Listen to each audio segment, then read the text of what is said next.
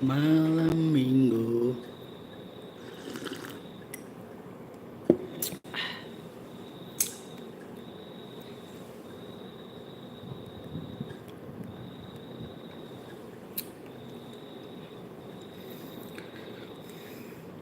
Malam minggu, apakah ada orang yang nongol?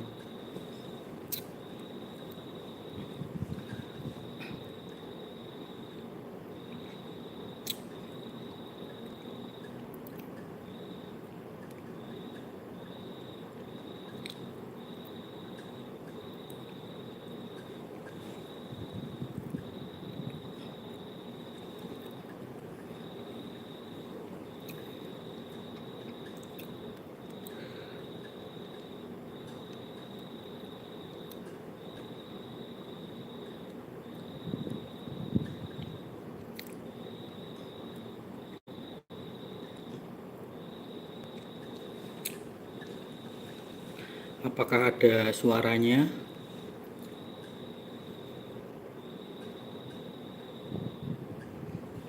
Apakah videonya putus-putus?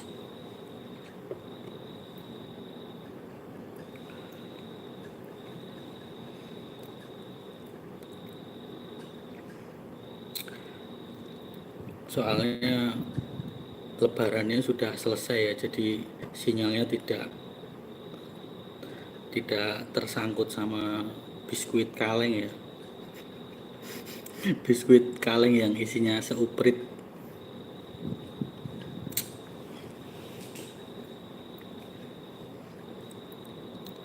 Kemarin-kemarin itu kan banyak yang membawa biskuit kaleng ya pulang mudik itu ya, jadi ya sinyalnya tersangkut di biskuit kaleng ya. Jadi ibadah kemarin itu sinyalnya kurang ya, tidak bisa.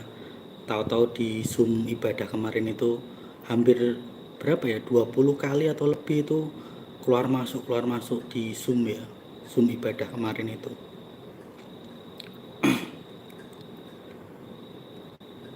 Terus sekarang kan sudah pada ini ya, arus balik ya, mereka sudah meninggalkan kampung halaman, jadi ya harusnya sinyalnya baik-baik saja ya, karena biskuitnya juga sudah pada habis ya. Yang terpenting kan biskuitnya itu walaupun kalengnya isinya sedikit kena song atau prank, yang terpenting isinya bukan rengginan ya, tapi benar-benar sesuai dengan gambar kemasan di luar kalengnya itu ya. Yang terpenting itu ya, bukan rengginan isinya.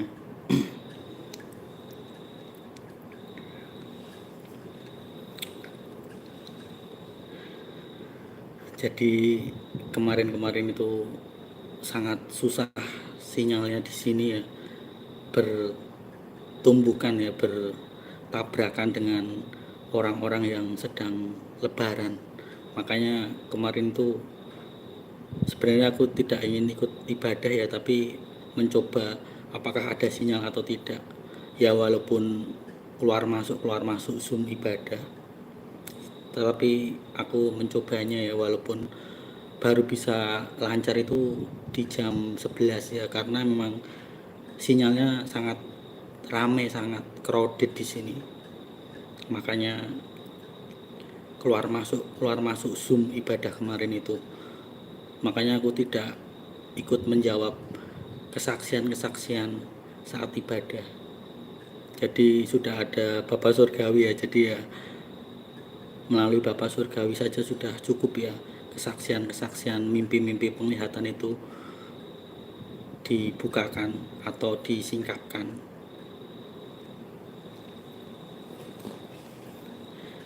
Malam minggu tadi kalian pada makan malam dengan apa? Tadi aku barusan buka puasa ya, jam berapa tadi? Setengah 10 apa ya? Jam setengah 10 atau jam 10 itu baru saja makan aku ya. Ya karena memang kondisi di sini sangat panas ya. Suhu udara di sini itu sangat panas, jadi ya membuat aku itu malas makan ya, jadi ya sekalian aja puasa sampai jam setengah 10 atau jam 10 malam tadi baru buka puasa. Jangan sampai kalian tertipu beli nastar ya, nastar yang akhir zaman itu ya, yang bisa melemparkan di kepala orang itu sakit atau jadi benjol atau benjut ya. Jangan sampai itu kalian tertipu oleh logika kalian sendiri ya, sampai-sampai beli nastar ada yang bahan bakunya itu sudah keras seperti batu atau ada campuran semen ya. Sampai nastar itu juga mengandung ini ya, kandungan vitamin jamur ya. Jangan sampai itu kalian kena prank ya. Harusnya kalian itu membeli nastar itu 2 hari atau 3 hari sebelum lebaran ya. Jangan sampai kalian membeli nastar itu seminggu sebelumnya atau bahkan sebulan sebelumnya atau 3 bulan sebelumnya ya. Cari memang nastar yang benar-benar baru ya, benar-benar fresh ya. Jangan sampai saudara-saudara kalian datang pulang kampung itu menikmati nastar yang sudah mengandung banyak jamur ya. Itu kan kasihan mereka ya.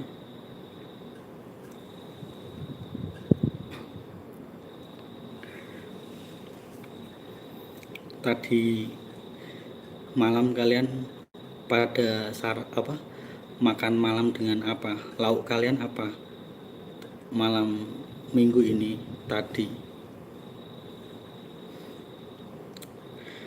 Tadi aku berbuka puasa dengan ini sup daun kemangi dicampur kecipir. Tahu kecipir nggak? Jadi sup daun kemangi sama kecipir sama goreng tempe ya, goreng mendoan.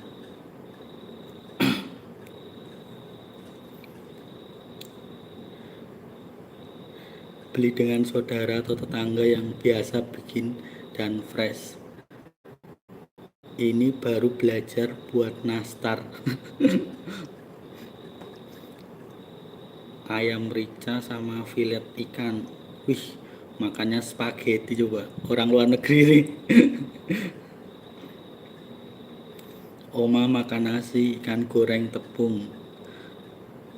Saya dan anak-anak buka puasa dengan nasi goreng jam 7. Wih, ada yang berpuasa juga ya. Saya buka puasa sore hari makan nasi lauknya rujak kangkung. Bukannya rujak itu ini ya, rujak buah-buahan ya, ada rujak kangkung ya. Nggak masak, ada lauk sisa B2 kecap. Wih, enak itu. Telur ceplok. Telur ceplok itu juga enak loh.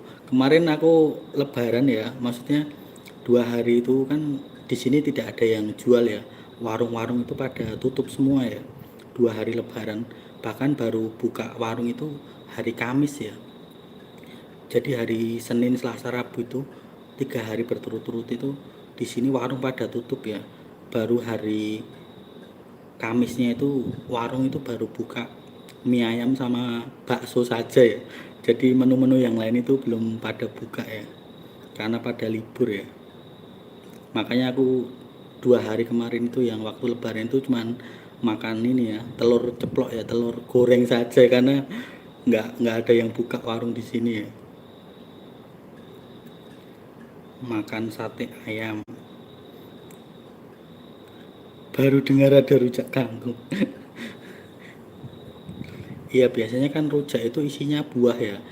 Jadi kumpulan dari buah-buahan itu kan biasanya dibikin rujak ya. Kalau rujak kangkung itu kalau di sini itu bukan nyebutnya rujak ya, apa namanya ya? Pecel atau pelenceng atau apa namanya? Lotek ya biasanya kalau di sini ya. Jadi kalau menyebut rujak kangkung itu agak aneh ya kalau di sini.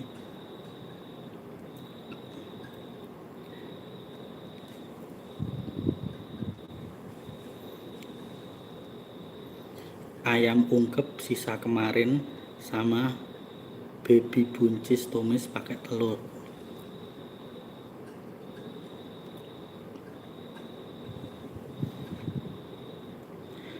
masak kuning ikan patin. Oh, ikan patin itu bisa di ini ya, dijadiin warna kuning ya. Mungkin itu pakai ini ya, apa namanya, pakai kunyit ya pasti. Saya bikin bubur Manado udah lama nggak bikin bubur Manado itu ini ya, pakai kemangi ya kalau nggak salah ya, daun kemangi.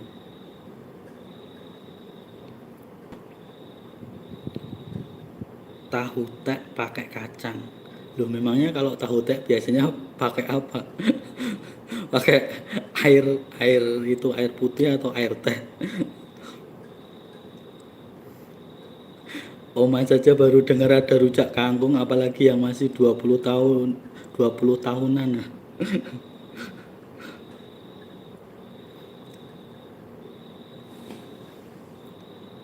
Kalau di sini ada rujak buah, rujak kangkung, ya di daerah saya namanya rujak pakai kacang yang diulek.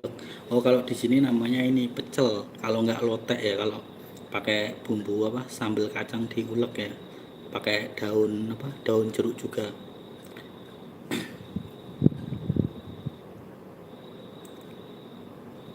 Bubur Manado baru dengan ikan asin dan sambal enak itu. Pakai segala sesuatu kalau bubur Manado.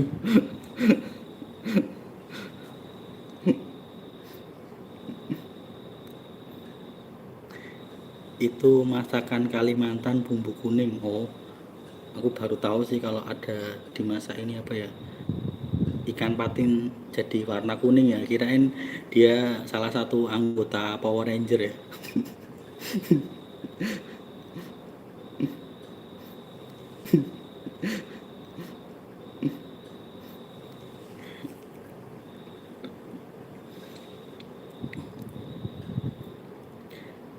Saya masak cendawan tiram dan kaki B2 dengan telur. Cendawan itu apa ya?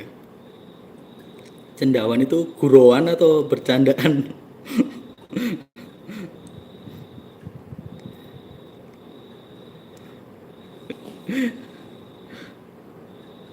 Pangeran ngomongnya yang makanan yang ringan dulu, selanjutnya yang serem-serem, yang serius.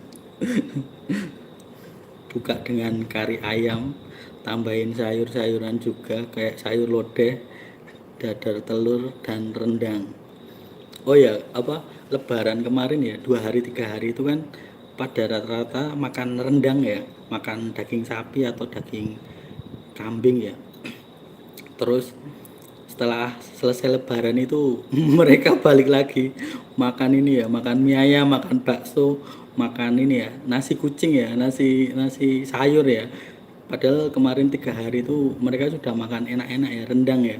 Ternyata uangnya itu sudah pada habis ya untuk lebaran ya, untuk memberi keponakan-keponakan ya, memberi apa, pesangon ya, apa namanya, kasih uang ini ya, fitrah atau apa itu namanya, itu selesai lebaran itu mereka balik lagi makan makanan biasanya ya, makan sayur sama makan ini ya, apa, nasi kucing ya, atau balik lagi ke mie ayam sama bakso ya.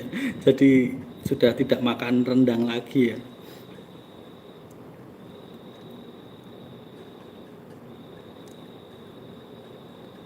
Jenis kulat, kulat itu apa ya, aku nggak tahu ya. Jamur, oh, cendawan itu jamur ya. Cendawan itu jamur, oh, baru tahu aku.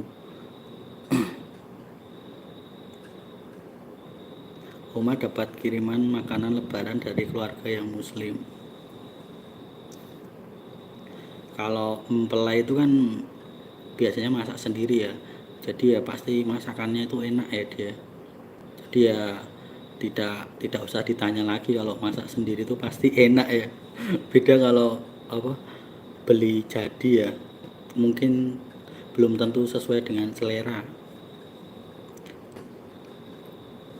Lebaran makan rendang diburas. Diburas itu apa maksudnya?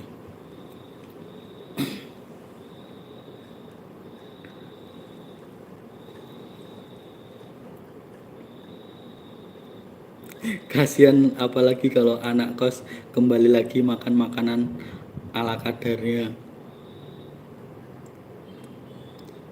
memakai tinu tuan dan tinu rangsak. Habis lebaran bangkrut kembali ke basic mie ayam bakso. Oh, buras itu ya yang ketupat ini ya, yang apa? Yang seperti ada bumbunya santan itu ya. Enak itu. Gurih-gurih itu burasan itu. Blenger daging, daging. Cari bakso yang seger-seger pakai toge dan sawi.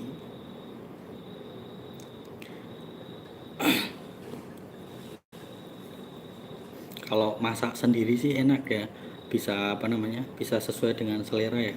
Tapi kalau waktu lebaran itu kan eh, tidak ada warung yang buka ya di sini, bahkan pasar aja tutup ya di sini 2 hari itu, hari Senin sama Selasa ya. Rabu sore itu baru mulai beroperasi lagi pasarnya. Buras itu terbuat dari beras dan santan dibungkus pakai daun pisang. Ya, aku pernah merasakan ya. Itu waktu di apa? Waktu di Makassar itu aku makan itu ya, coto Makassar ya, yang pakai burasan ya.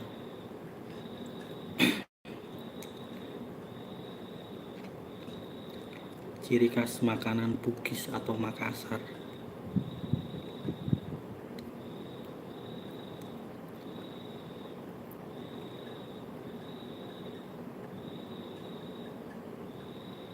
Masakan mempelai bikin mata putih, apalagi kalau ada air panasnya, berteriak orang-orang saking serunya enak nyos. Maksudnya gimana, aku nggak ngerti.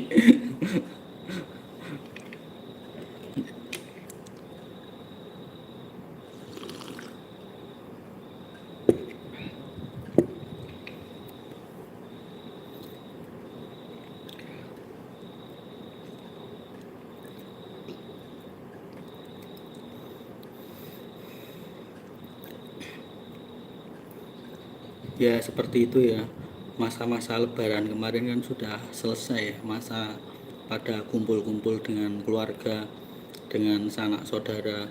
Mereka biasanya bertanya kapan nikahnya, kapan punya anaknya, kapan punya momongannya. Itu biasanya pertanyaan klasik saat kumpul-kumpul bersama saudara-saudara kita di kampung halaman ya.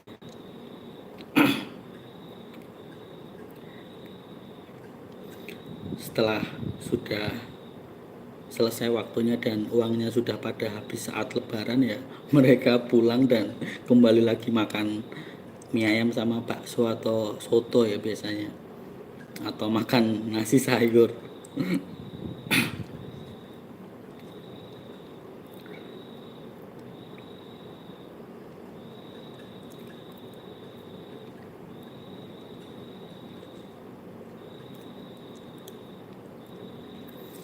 Jadi sekarang sudah balik lagi ya, sinyalnya sudah mulai lancar ulang ya, karena sudah tidak terhambat oleh biskuit-biskuit yang berada di dalam kaleng ya, alias biskuit yang isinya seuprit ya, yang dibawa dari kota ke kampung halaman ya, karena sinyalnya tertahan di itu ya, di kaleng-kaleng nyangkut di situ.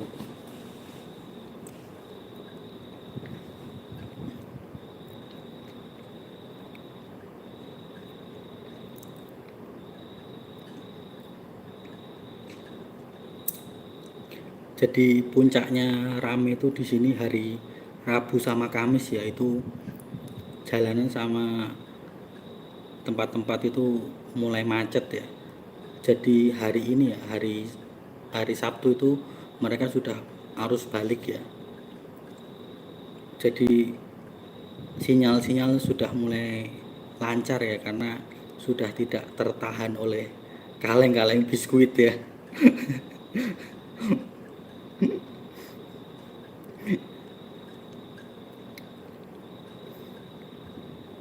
Karena banyak yang banyak yang kena song ya, kena prank ya. Sudah pakai logika, sudah belanja sana sini ya, ternyata isinya cuman seuprit ya, kaleng biskuitnya ya. Makanya mereka balik lagi ke merek yang dulu sejak saat kecil itu ya. Mereka kembali ke merek itu lagi ya, biskuit-biskuit yang dulu zaman dahulu itu ya, dari tetek moyangnya.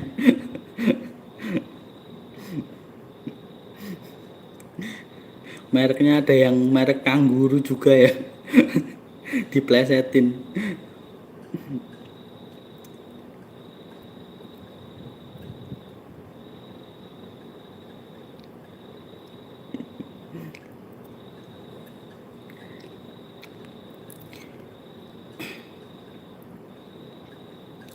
Kedepannya mulai ini ya, banyak yang mengalami kematian mendadak ya, secara tiba-tiba.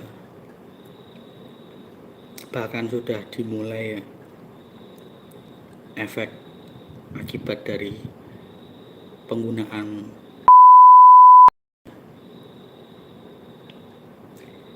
Banyak sekali yang akan pindah alam secara mendadak ya ke depannya. Manusia tidak menyadarinya.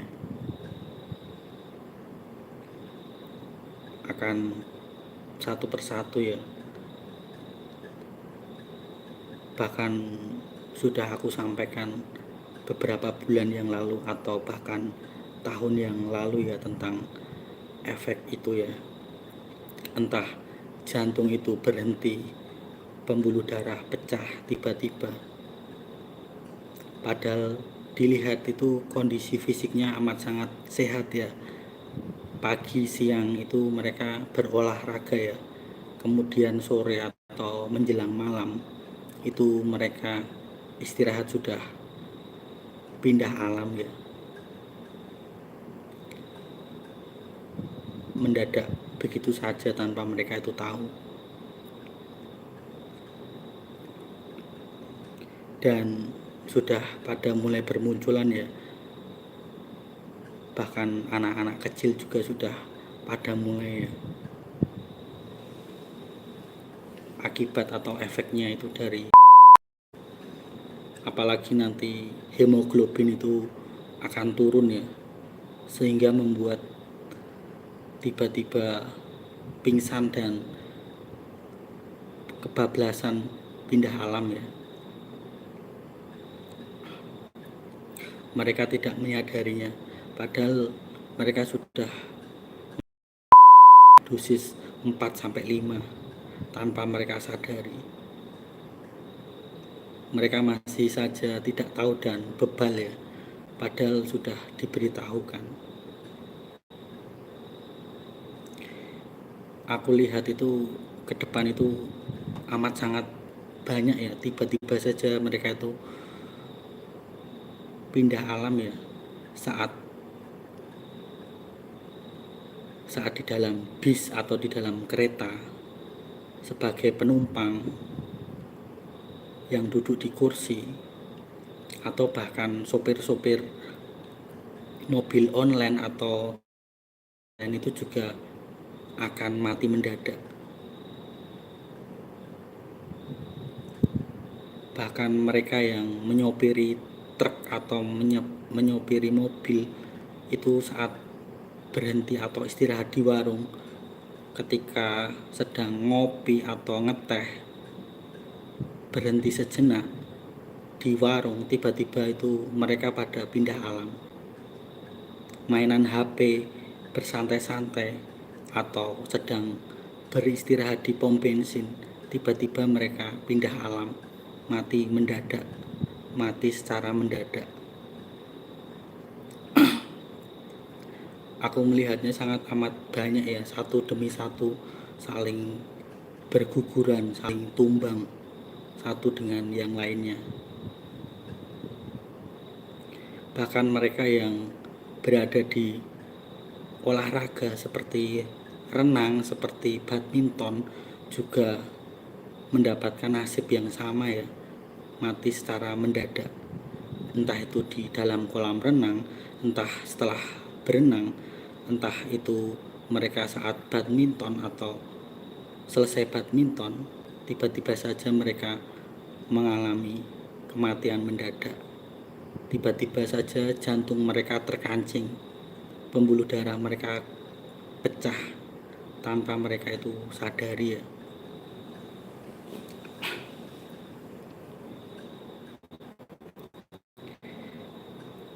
Aku melihatnya itu sudah beberapa bulan yang lalu tuh, seperti itu kejadian yang akan terjadi ke depannya. Makanya kemarin aku scroll Twitter itu menemukan itu tentang anak kecil yang sudah memakai di bulan Januari kemarin itu. Tiba-tiba saja beberapa hari kemarin itu anak kecil itu langsung pindah alam ya, karena tidak kuat dengan dosis yang amat sangat mengerikan ya. Tiba-tiba saja anak kecil itu mendadak jantungnya berhenti begitu saja. Dan lalu aku posting ya kemarin itu ya,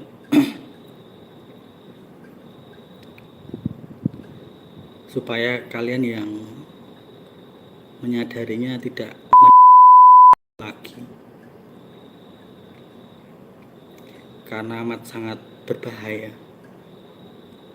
Mereka yang tidak menyadarinya ya akan dibuat genosida, pindah alam sama para elit ya, karena itu kan politik dagang mereka untuk menggenosida manusia,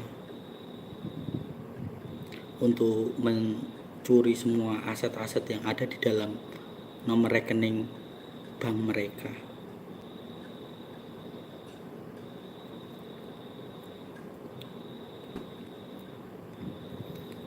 Banyak sekali yang akan tiba-tiba itu detak jantungnya itu berhenti, terkancing ya. Tidak mereka sadari, tiba-tiba saja itu terjadi. Bahkan di jalan tol, di jalan biasa, seorang driver mobil online atau motor online juga bernasib seperti itu juga. Bahkan sebagai penumpang pun juga seperti itu juga. Entah itu penumpang mobil online, motor online, kereta api atau bis atau bahkan pesawat, itu juga akan mengalami seperti itu ke depannya. Tiba-tiba saja terkancing itu jantung dan mati secara mendadak. Mereka yang duduk di ruang tunggu, mereka sedang asik dengan HP, sudah makan enak, makan kenyang, tiba-tiba saja mereka, jantung mereka itu terkancing ya, tanpa mereka itu menyadarinya. Sedang istirahat, sedang merokok, sedang bersantai, bikin teh, bikin kopi, istirahat di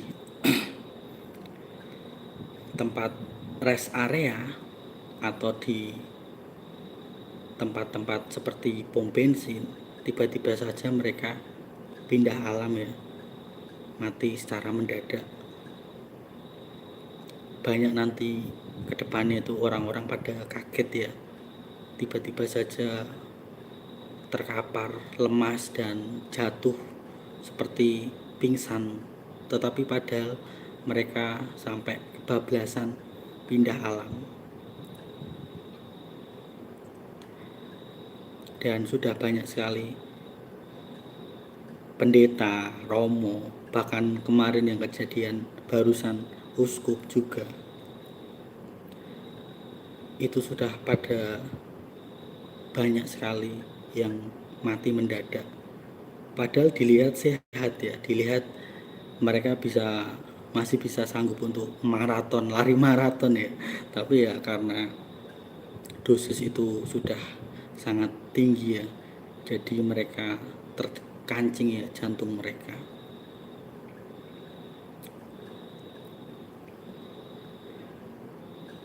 Mereka tidak sadarkan diri, tiba-tiba saja ya mereka tidak tahu penyebabnya ya. banyak orang yang di sekelilingnya itu tiba-tiba kaget, heran, tiba-tiba saja banyak satu persatu tuh manusia akan jatuh tumbang dari tempat duduknya, dari pegangan mainan HP, tiba-tiba saja mereka jatuh ya, terkapar di lantai nantinya. Dan orang yang di sekelilingnya juga akan panik ya, karena tidak tahu harus mesti bagaimana menghadapi orang-orang yang sudah tiba-tiba mati secara mendadak.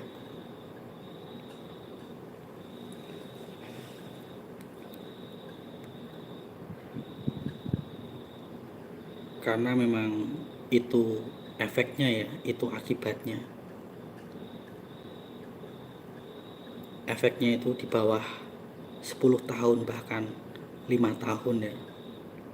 Kan mulainya 2020 ya, itu suntikan kan ya, sampai mereka tidak tahu kalau itu membahayakan bagi jantungnya, pembuluh darahnya, bahkan DNA ilahinya ya, tidak lagi segambar serupa dengan Allah atau Tuhan, karena DNA-nya sudah dirusak.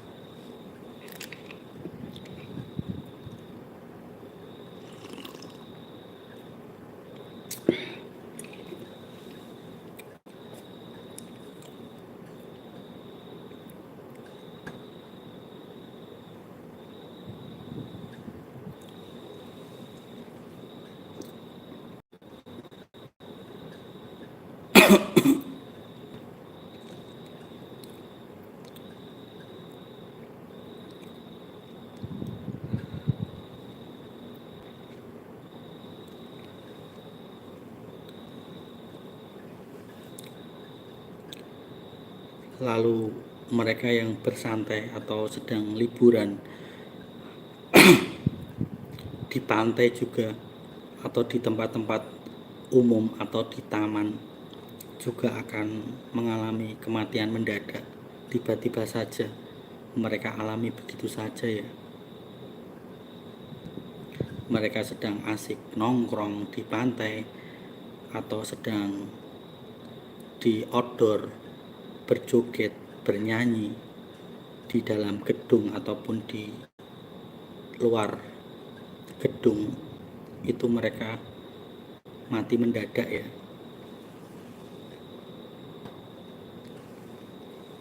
Apakah ada suaranya? Ini kok komentarnya pada hilang ya?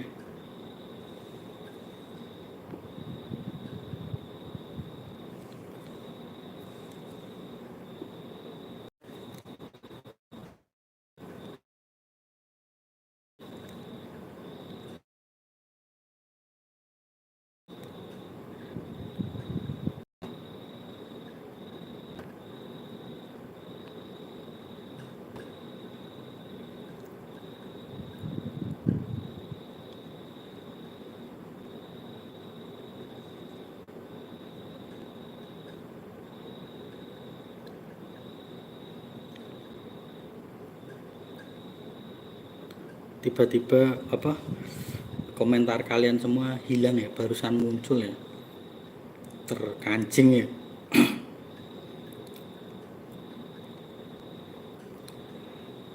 Manusia itu kedepannya banyak sekali yang akan mati mendadak ya.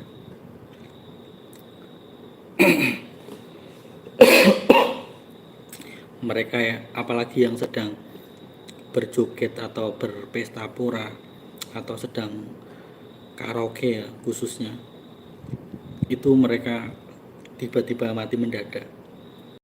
Bahkan sedang menunggu di bandara atau di terminal atau di stasiun ya, itu tiba-tiba mereka terkancing ya jantungnya, karena efek,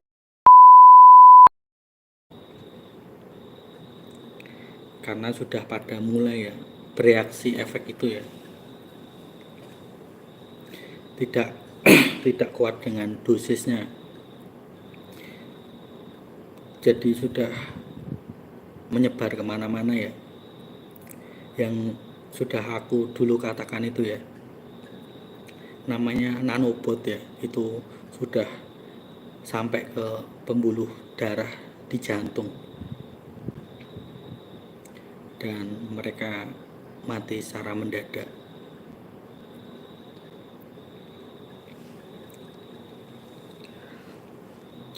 Ya memang itu haruslah terjadi ya untuk menggenapi firman Tuhan.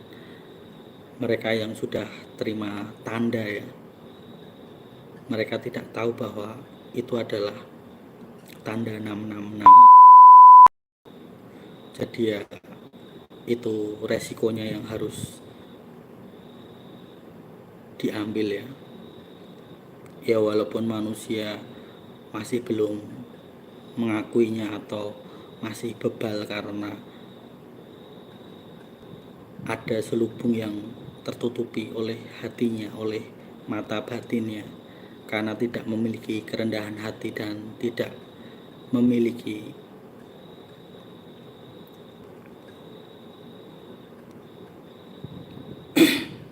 ketajaman rohani ya, bahkan tidak meminta petunjuk ilahi. Tidak ada yang bisa membuat mereka untuk mengetahui suara dari dunia ilahi bahwa itu sudah tanda 66 itu. Mereka masih bersikukuh ya untuk menyangkalnya bahwa itu bukan tanda, padahal itu sudah sangat jelas mereka satu persatu terkapar ya.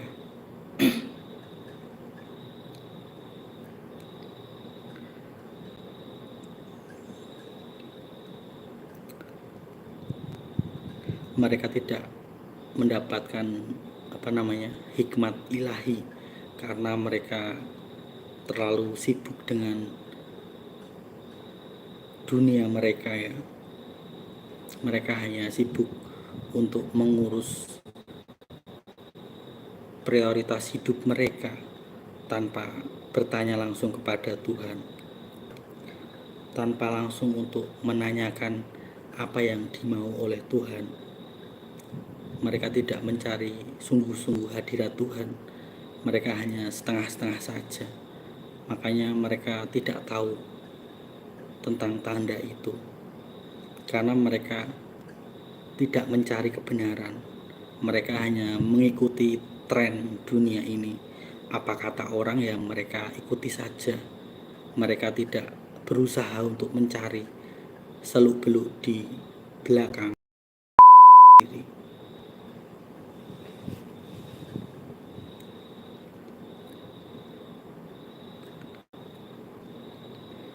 Bayar harganya sangat amat tinggi ya, supaya darah itu netral. Ada yang martir, ada yang bersaksi, macam-macam bayar harganya untuk menetralkan darah itu.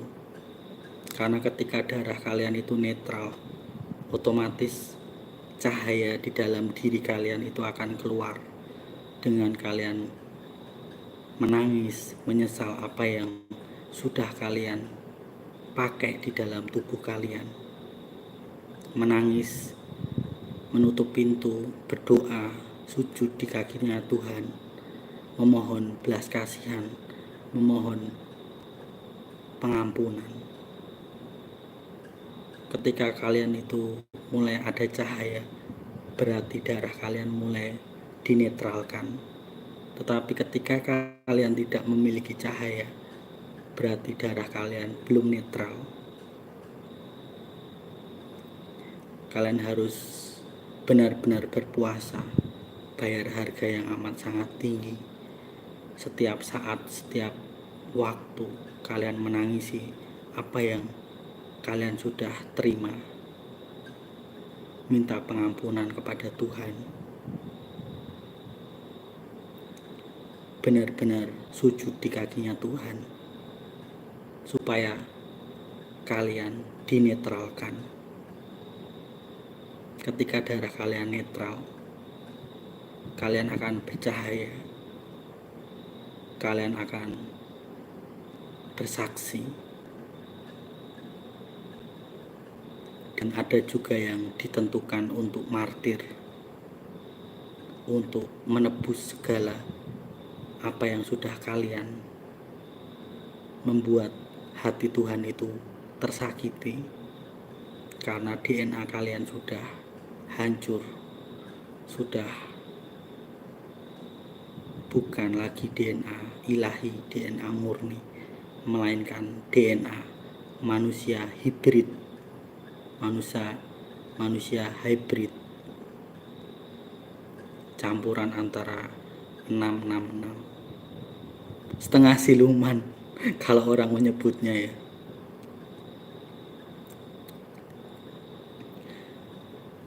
Karena ketika kalian menerima cairan itu, menerima emosi kalian tidak terkendali, kalian suka marah-marah tidak jelas, imun tubuh kalian berkurang, kalian suka mencari ketidakadilan di jalanan kalian, emosi, ada orang lewat saja kalian itu bentak-bentak, kalian marahi, emosi kalian tidak terkendali,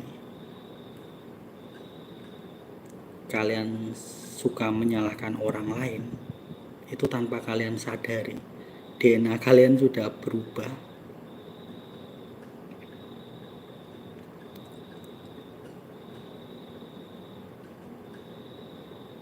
Dan jangan lagi terima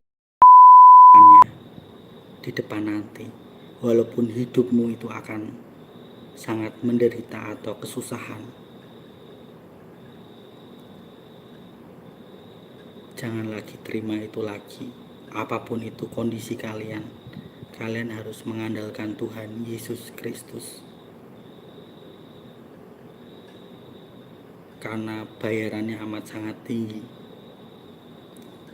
Bahkan kalian mengikuti Tuhan Yesus Kristus saja dikatakan penyesat, apalagi kalau kalian sampai pindah server, kalian akan dihujat dan dicap menjadi Yudas Iskariot.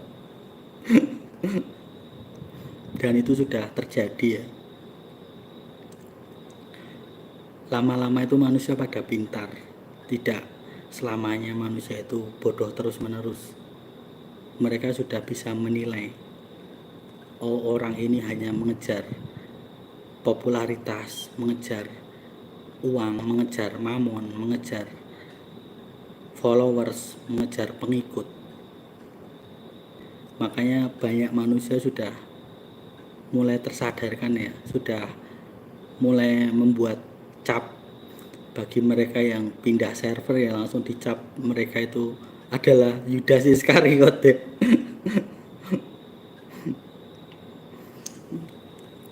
Kalian bisa tahu sendiri ya, bisa melihatnya melalui live mereka atau video-video yang sudah mereka rekam atau dipotong ya.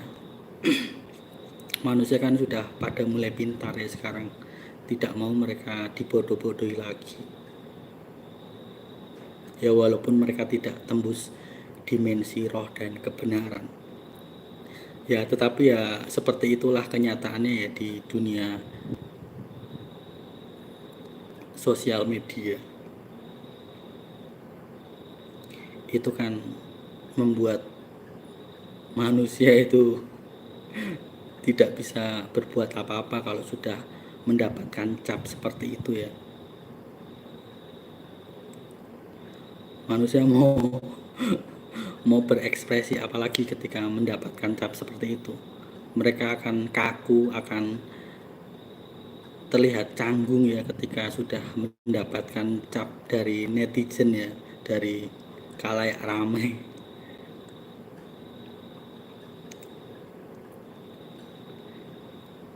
Jadi seperti itu ya, untuk menetralkan darah kalian yang sudah pakai ya, kalian harus setiap saat, setiap waktu tutup itu pintunya, masuk ke kamar kalian, mohon minta pengampunan, belas kasihan, kebodohan kalian, keteledoran kalian, kecerobohan kalian dalam tidak tahu kondisi zaman ini sampai kalian itu terima tanda 66 45 kali dosis booster. Tetapi kalau kalian tidak memiliki kerendahan hati, kalian akan menyangkalnya. Karena hanya manusia tertentu saja yang menyadari akan tanda itu ketika kerendahan hati itu ada di hatinya. Karena mereka berpuasa, karena mereka mencari kebenaran, mereka tidak ikuti tren. Apa kata tren? Apa kata komunitas? Apa kata perkumpulan? Apa kata gereja? Mereka tidak ikuti karena mereka keluar dari jalur tren, keluar dari metrik jebakan yang sudah disediakan. Makanya orang itu keluar dari jalurnya, sudah tidak lagi memikirkan tentang agamanya. Yang terpenting adalah mereka terselamatkan oleh karena kasih karunia. Mereka benar-benar mencari kebenaran. Mereka mengubrak-abrik Twitter, sosial media, Facebook, bahkan TikTok untuk mencari kebenaran. Bahkan lewat Google, mereka akan cari informasi-informasi seputar apakah akan menyebabkan sesuatu. Tetapi manusia yang tidak mencari kebenaran itu, mereka akan mati sia-sia, akan binasa. Bukankah semua sudah tertulis di firman Tuhan? Umatku binasa karena kebodohannya sendiri. Semua sudah tertulis. Jadi kalian ingin selamat ya, berusahalah untuk mencari kebenaran itu. Jangan sampai kalian ikuti apa kata tren dunia, apa kata gereja, apa kata pendeta, apa kata romo. Bahkan mereka yang menyuruh kalian, mereka ada yang sudah pindah alam. Bahkan mereka belum sempat bertanggung jawab atas diri kalian, mereka sudah pindah alam. Harusnya kan mereka yang menyuruhmu memakai bertanggung jawab atas apa yang terjadi di hidupmu. Minimal ya menanggung peti mati atau upacara pemakaman ketika ada saudara kalian yang mati secara mendadak karena sudah terima.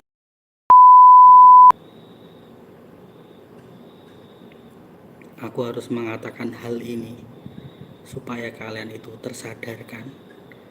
Ya walaupun di luar sana ada yang akan menyangkal apa yang aku katakan, tetapi setidaknya aku sudah memberitahukan kepada kalian yang masih memiliki kerendahan hati.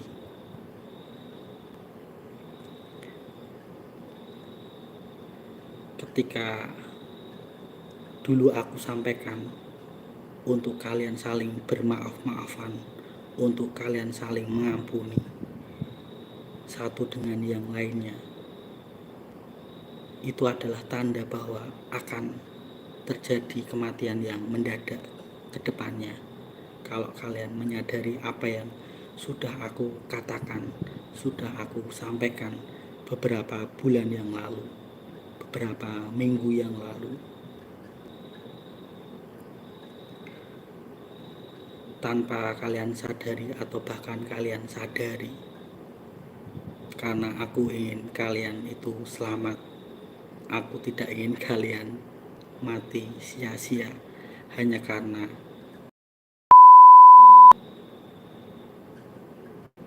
biarkan saja mereka yang tidak percaya. Kalian lanjut saja untuk meneruskan hidup kalian agar kalian bisa bercahaya, bisa bersaksi dalam nama Tuhan Yesus. mengabarkan tentang firman Tuhan. Banyak sekali ke depannya yang akan pindah alam oleh karena mendadak jantung terkancing, turun hemoglobin, pembuluh darah pecah,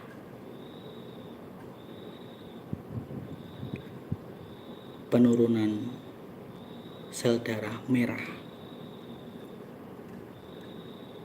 karena DNA-nya sudah rusak, sudah tidak lagi menjadi DNA murni. Bahkan ada yang mengalami kematian yang kejang-kejang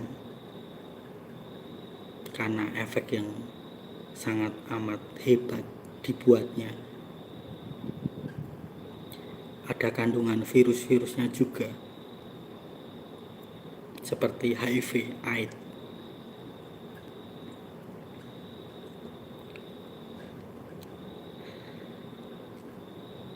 Jika kalian menyadarinya, jika kalian memiliki kerendahan hati, kalian datang mencari hadirat Tuhan, menutup segala akses tentang 666, dan kalian masuk ke dalam kamar, berdoa, bersujud kepada Tuhan, minta pengampunan, minta belas kasihan Tuhan, supaya darah kalian dinetralkan. Bagaimana caranya? Kalian harus minta belas kasihan Tuhan, sekalipun kalian harus martir untuk membayar harga di depan. Yang terpenting kalian bisa masuk ke dalam surga.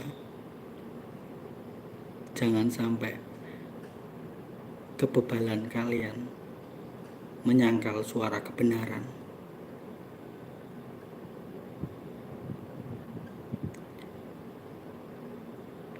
Kalian yang memiliki kerendahan hati, jangan membuang waktu, jangan menyia-nyiakan waktu hanya untuk logika kalian, pengalaman hidup kalian, pengalaman kerja kalian, pengalaman kalian pernah di luar negeri, pernah kemana-mana. Itu kalian tinggalkan, kalian tanggalkan untuk mencari hadirat Tuhan dengan sungguh-sungguh, supaya darah kalian itu netral kembali. Kalau darah kalian masih hitam mengental, berarti darah kalian belum netral. Tapi kalau darah kalian sudah merah, itu berarti kalian sudah netral. Dan pastinya kalian sudah kembali bercahaya, seperti zaman Adam dan Hawa, serupa dengan gambar Allah dengan Tuhan, penuh dengan kemuliaan Tuhan, penuh dengan cahaya.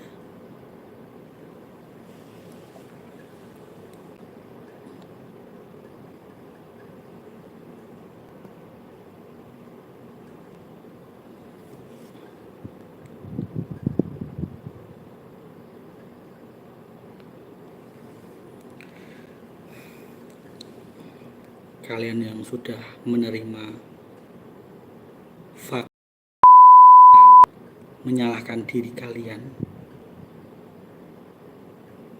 yang terpenting kalian menyadari bahwa itu adalah keteledoran kalian, penyesalan kalian untuk minta pengampunan kepada Tuhan Yesus Kristus. 2000 tahun yang lalu Dia sudah menebus dosa kalian.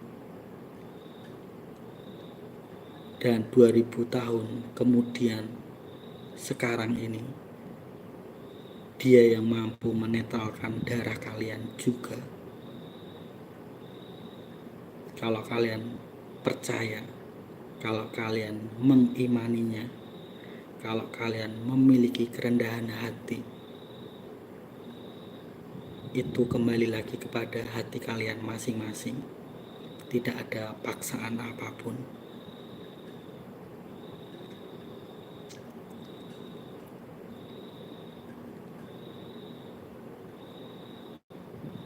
Bayar harganya sangat amat tinggi untuk menetralkan darah itu.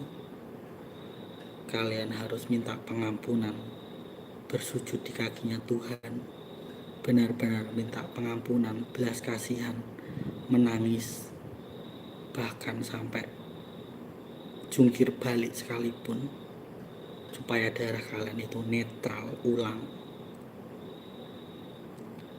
Ketika darah kalian itu netral ulang,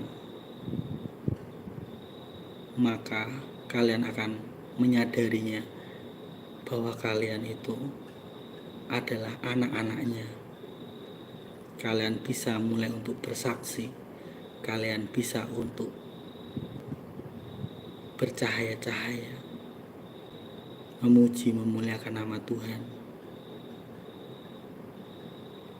Kalian bisa langsung untuk setiap saat membaca firman, menyampaikan firman di tengah-tengah dunia,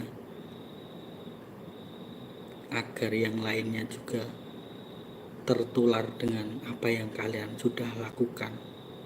Kalian bisa berbagi cerita kepada mereka setelah darah kalian sudah netral. Apa yang harus kalian persiapkan, kalian akan memberitahukan langsung kepada mereka tanpa harus mendengarkan apa yang sudah aku katakan.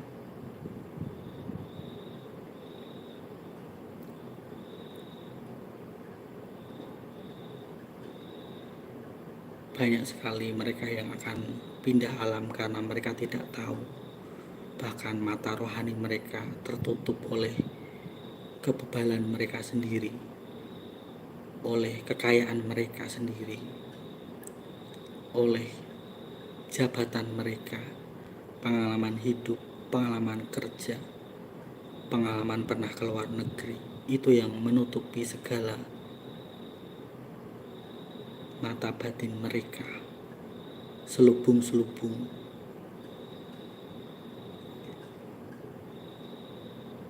Memang sangat amat susah menanggalkan semuanya itu yang sudah kalian lalui di dunia ini ya, selama bertahun-tahun, berpuluhan tahun, sampai kalian berumur 40 tahun, 30 tahun, 20 tahun, 50 tahun, 60 tahun, bahkan 70 tahun.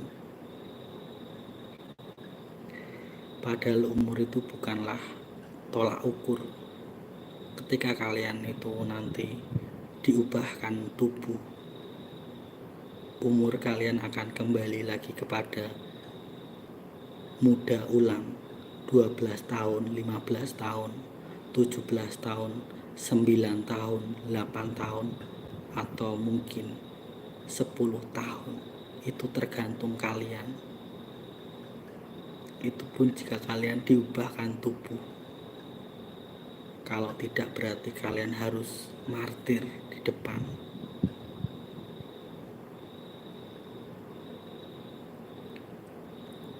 Memang sudah tertulis yang martir siapa yang akan berubah tubuh dengan kemuliaan. Itu sudah pada tertulis semuanya. Yang tertulis ya, jagalah diri kalian, hati kalian. Jangan sampai kalian yang tertulis terhapus oleh bujuk rayuan dunia, bujuk rayuan 666. Dan kalian yang belum tertulis,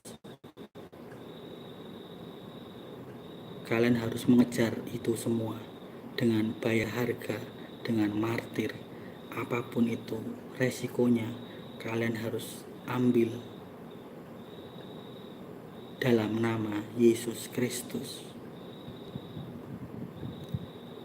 Karena nama itu yang hanya bisa menyelamatkanmu saat masa penganiayaan yang sudah di depan mata. tanpa nama itu kalian tidak akan bisa masuk di dalam kerajaan Allah. Karena kerajaan itu membutuhkan password, yaitu Yesus Kristus. Ketika engkau menyangkalnya, engkau akan tertolak di kerajaan Allah.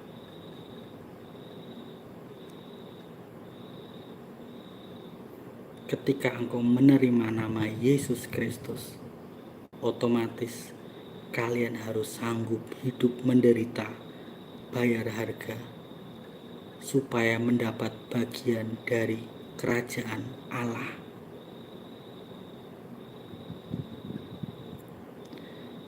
Password untuk kalian masuk kerajaan Allah itu adalah Yesus Kristus. Sekalipun kalian menyangkal namanya satu kali, kalian tidak akan bisa masuk di kerajaan Allah. Satu kali penyangkalan saja, kalian tidak akan bisa masuk kerajaan Allah.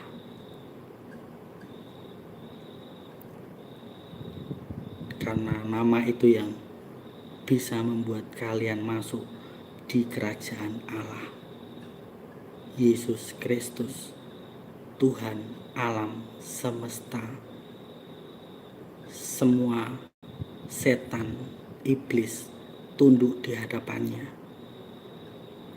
Seisi setan, iblis di dunia, di bumi ini tunduk kepada nama itu, yaitu Yesus Kristus. Tidak ada setan yang berani, yang memiliki kuasa seperti Yesus Kristus.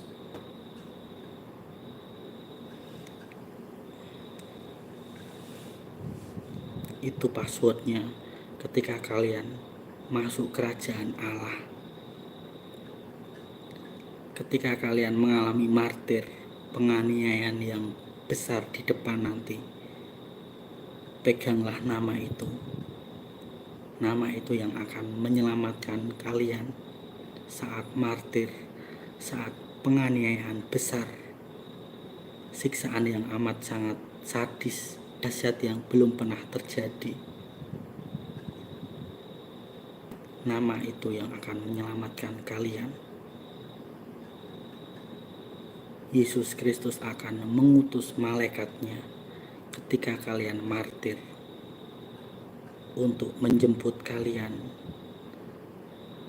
untuk memeluk kalian, sehingga tidak amat sangat terasa sakit saat martir itu datang kepada kalian, saat penyiksaan yang hebat itu datang kepada kalian.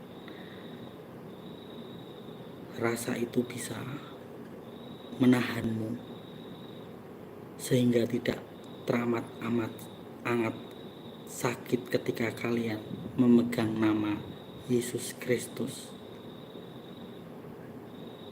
Semua ini aku katakan supaya kalian tidak takut, tidak khawatir akan martir yang akan terjadi ke depannya. Bahkan sudah di depan mata, tinggal menunggu waktu. Orang demi orang, satu persatu, manusia demi manusia, bahkan sudah terjadi di kalangan romo, di kalangan pastor. Mereka sudah mengalami martir di Myanmar, di Kamboja, di Vietnam, di Filipina, bahkan di Thailand. Aku memberitahukan hal ini supaya kalian tidak takut,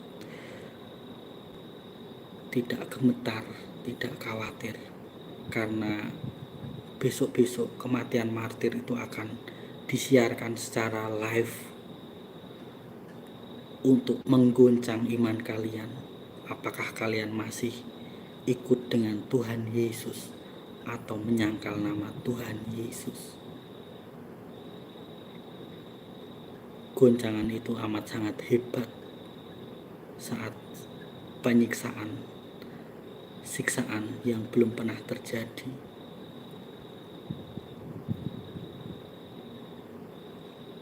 Jangan sampai kalian menyangkal nama Tuhan Yesus saat siksaan itu datang di depan kalian.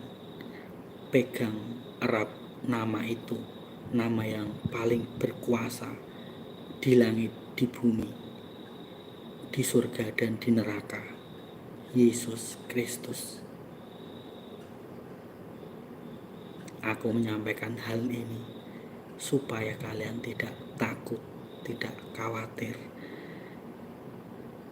karena semua harus tergenapi firman Tuhan tentang siksaan yang amat sangat dahsyat sejak dunia ini dijadikan belum pernah terjadi. Kalian harus tetap kuat, tetap tabah menjalani kehidupan. Jangan menyerah, jangan putus asa, tetap mengandalkan Tuhan Yesus Kristus. Baik kalian suka, duka, senang, menangis, bersedih, bergembira,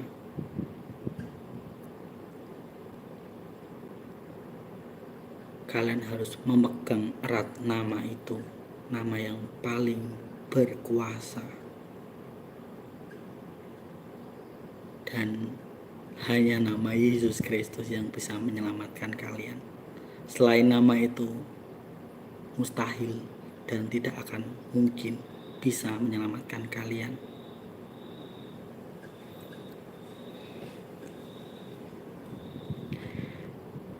Dan aku kembalikan lagi kepada hati kalian masing-masing, karena yang menyelamatkan adalah iman kalian sendiri, bukan perkumpulan kalian, bukan di dalam gereja, bukan di dalam komunitas, dan bukan di dalam agama, melainkan iman kalian.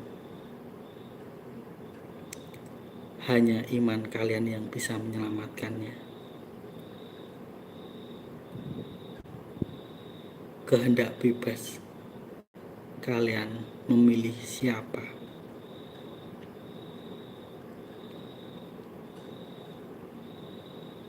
Dan sudah terpapar jelas ya, manusia abu-abu, manusia yang beriman Thomas, beriman Petrus, bahkan beriman Yudas, mereka sudah mulai nongol satu demi satu. Kalau kalian peka, berarti ya sudah waktunya tiba gambaran siksaan yang amat sangat hebat di depan mata. Itu adalah tanda-tandanya. Tapi kalau kalian tidak peka ya, itu kembali lagi ke hati kalian. Memang level iman kalian sebatas itu. Itu adalah tanda-tanda ketika iman Petrus, iman Thomas, bahkan iman Yudas bermunculan. Itu adalah tanda bahwa akan terjadi penganiayaan yang amat sangat hebat di depan. Tinggal menunggu waktu saja, entah itu di dalam gereja, di tempat-tempat ibadah, di sungai, di pantai, dimanapun itu siksaan mereka lakukan ya, itu akan terjadi. Bahkan di ruang yang sudah disekap, di ruang bawah tanah, mereka sudah mempersiapkan semuanya. Bahkan kamera Full HD sudah mereka siapkan untuk siaran langsung, untuk video 4K juga sudah mereka siapkan untuk siksaan itu direkam oleh mereka. Aku kembalikan lagi kepada hati kalian. Apakah masih ada iman di hati kalian? apakah masih ada iman yang kutemui di bumi ini? Itu kembali lagi kepada hati kalian masing-masing. Tidak ada yang memaksakan, tidak ada yang menyuruh kalian untuk terpaksa. Semua itu adalah kerelaan hati, kerendahan hati. Iman-iman akan diuji di situ nanti.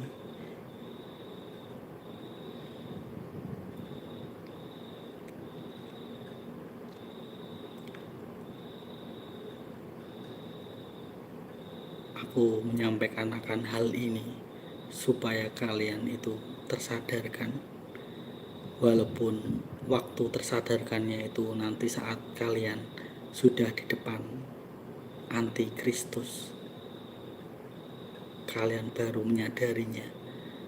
Setidaknya aku sudah menyampaikannya malam ini.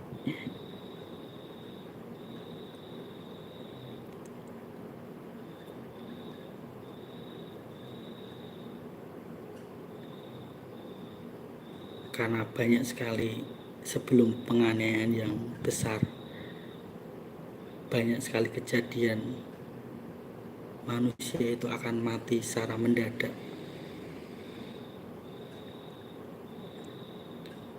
Untuk menguji iman mereka benar-benar menyembah Tuhan Yesus Kristus atau tidak, bisa mengalahkan roh maut atau tidak,